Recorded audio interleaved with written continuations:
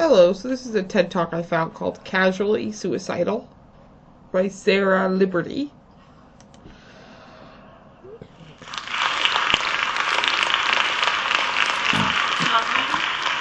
I'd like to start off with a joke.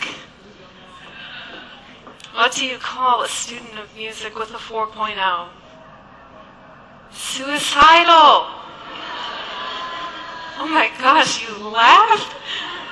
But I'm sure most of you are very uncomfortable right now. Let's just linger in this discomfort. I'm also sure I heard your laugh, so some of you found humor in that. But maybe some of you related to that in one odd way or another. Discomfort, humor, relatability often run hand in hand when we talk about the big scary S word, suicide. My name is Sarah, and everything pertaining to that joke relates to me. I'm currently in my 4th year studying music here. I really do have a 4.0 right now. And I have danced with depression and the very dark, intrusive thoughts that come along with it. As I scroll through social media and hear conversations between people, I realize that suicide is something people are actually joking about and people are actually laughing about. It makes me wonder what made suicide such a casual thing to tease about. Well, have I brought some examples? Let's take a stroll through our social media together. Facebook. I'm prepared to die. I want to kill myself. I tomatally want to die.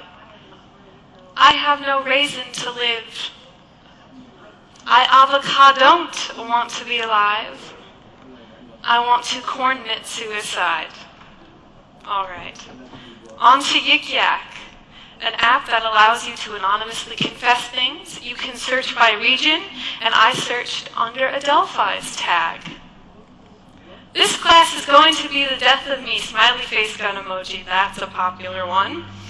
I'm so lonely. Aw.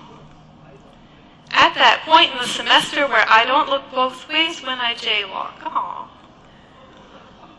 I sometimes cut my arms, but lately I've been thinking about cutting my wrists. To Twitter. Every day is just 24 hours of me not trying to kill myself. If I kill myself, I'll stop wishing to die. I won't have to stress about the future if I kill myself. I won't be suicidal anymore if I just kill myself. Good morning, I want to die in December of this year. Just reminding everyone that I really want to die October of this year. Maybe you don't want to die, but you don't care if you lived. I'm not even dropping hints that I want to die anymore. Honestly, someone please run me over or stab me already. Sometimes I want to die for a day just to see who really cares. Oh. Tumblr, SpongeBob. I'll kill the first person that moves. SpongeBob again. Me deciding if I want to go to school or kill myself. Wow. Hang in there. A noose pun. Oh. Forget me not. From this year, this month actually, I'll just kill myself. Bye. And then an Instagram post. I'm not sure if these are lyrics to a song, but if they say to kill yourself, then you will try it.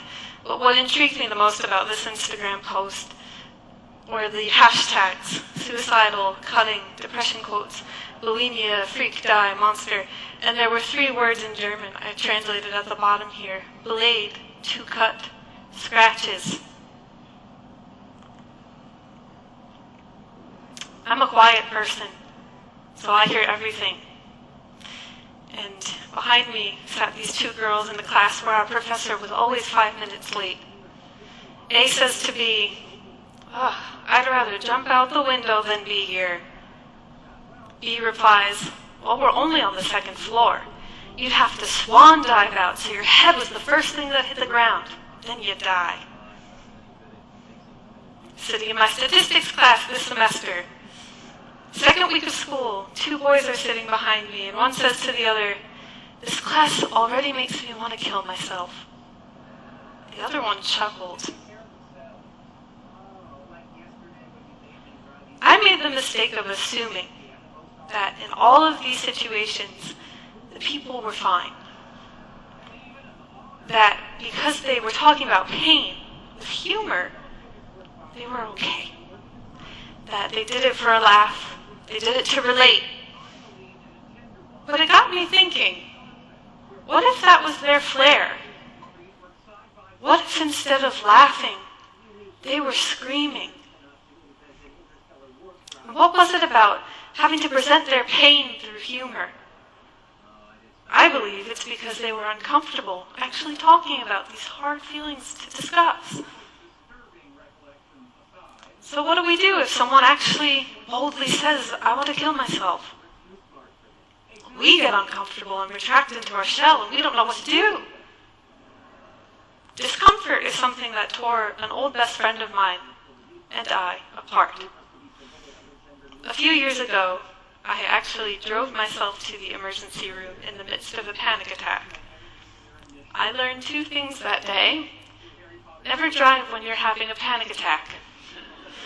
It's not good. And number 2, it feels really good to get help. It feels so relieving and wonderful to tell someone, "I'm hurting, look at me, help me." I was released from the psychiatric emergency room at 6:30 in the morning, and I was sitting in this ugly green waiting room, waiting for my parents to come pick me up because I didn't feel like driving back. And I realized that people were still coming into the emergency room, that the sun was rising, and people were still going about their day.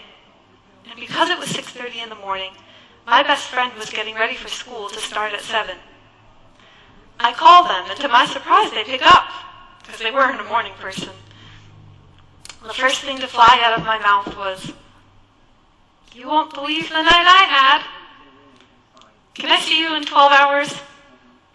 12 hours come and go, and I'm sitting in their bedroom. At the time, one of my favorite places in the world. It was their bedroom. We made so many great memories there. They had a really comfortable bed and a computer and a piano and a fish tank. Most importantly, my friend and our friendship. I tell them everything that happened.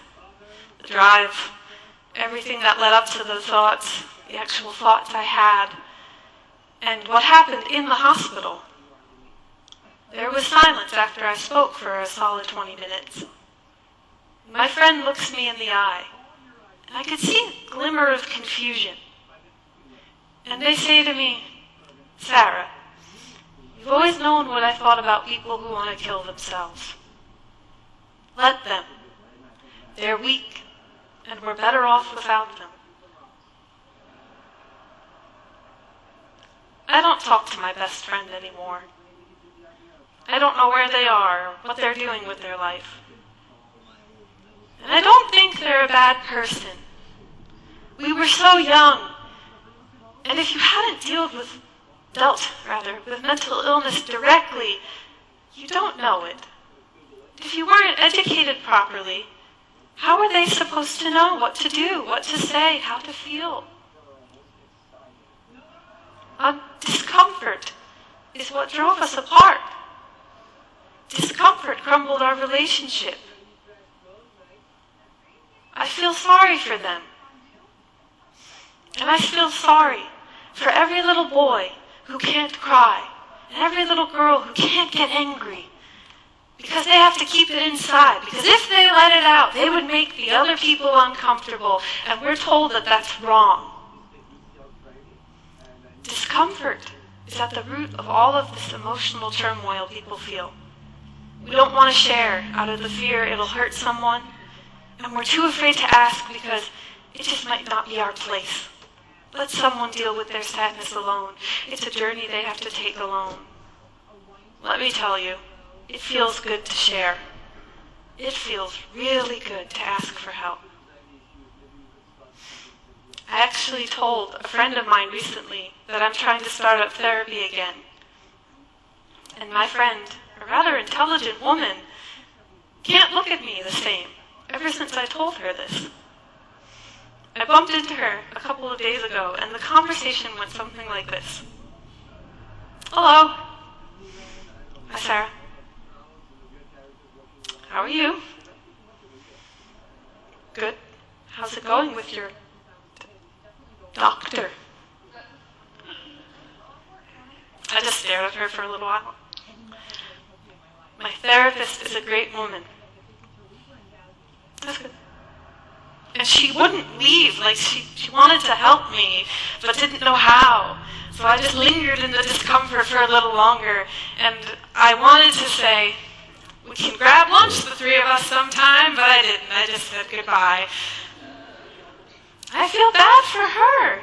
How uncomfortable she was with me, her friend.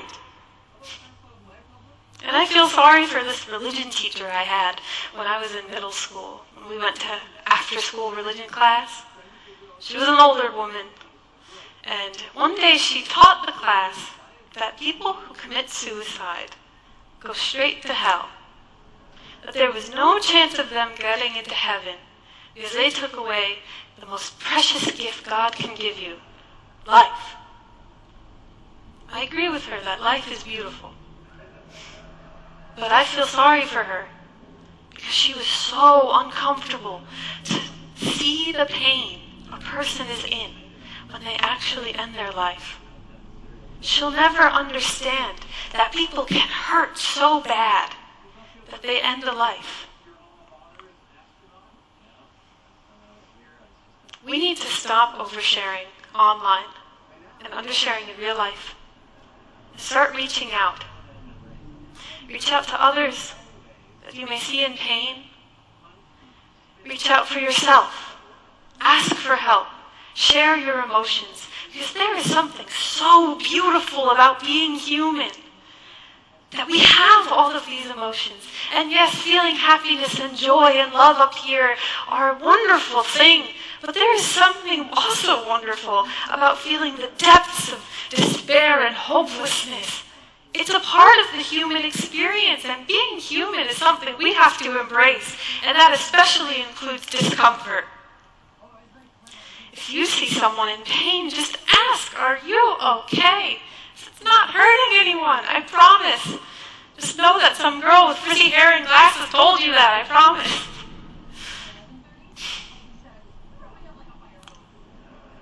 It's a weird world we live in. Why am I so comfortable to write online, but not to share in real life? I want to change that. Because, you know, the CDC reports that someone around the world kills themselves every 40 seconds. And that suicide rates have done nothing but increase in America since 1999. That scares me. It scares me that I lost a friend, that the point of view from a friend about me has changed. It's incredible. I think everything I'm trying to say can be summarized by a quote from my favorite fictional history teacher, Corey Matthews, of Boy Meets World and Girl Meets World. Yes. He once taught his students that the secret of life is that people change people. I'd like to add on to what Mr. Matthews said.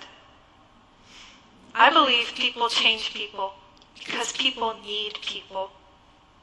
We need to embrace being human and all of the beauty and ugliness that comes along with it. Thank you.